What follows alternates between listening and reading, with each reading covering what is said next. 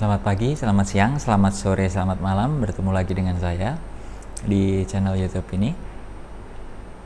Di sini saya ingin menjelaskan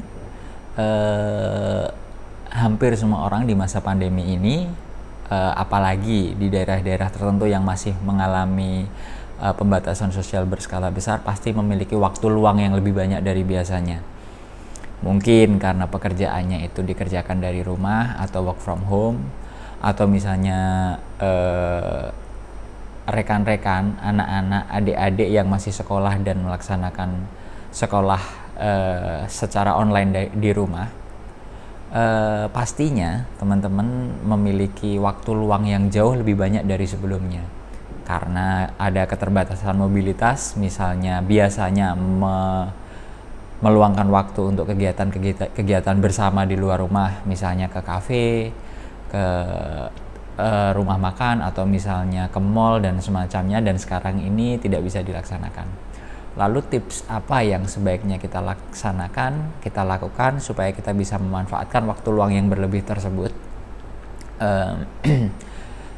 Ada banyak hal, terutama yang saya fokuskan di sini adalah hal-hal yang bisa membuat kita senang, membuat kita happy, membuat kita sedikit mengurangi stres jika misalnya teman-teman merasakan stres tersebut.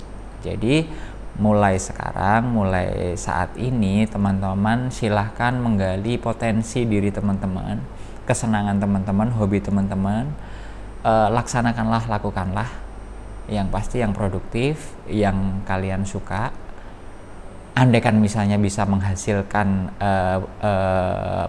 secara finansial, akan jauh lebih bagus. Tapi kalaupun tidak, fokuskan untuk melakukan kegiatan-kegiatan yang kalian senangi, kalian sukai, kalian nikmati, tanpa harus melanggar aturan apapun dan tidak mengganggu orang lain pastinya.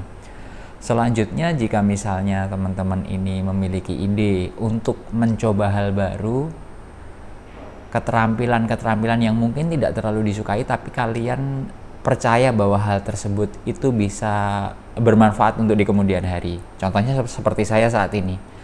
Saya mencoba membuat video ini bukan karena saya ingin terkenal atau semacamnya, tidak. Saya tidak membayangkan bahwa nanti ini akan ditonton banyak orang, tapi saya lebih fokus melatih kemampuan saya berbicara di depan kamera. Dan nantinya mungkin akan diaplikasikan untuk berbicara di depan umum dengan metode-metode online. Misalnya saya harus nantinya di saat-saat tertentu harus rapat menggunakan aplikasi-aplikasi online, atau misalnya melakukan rapat-rapat dengan video calling dan semacamnya.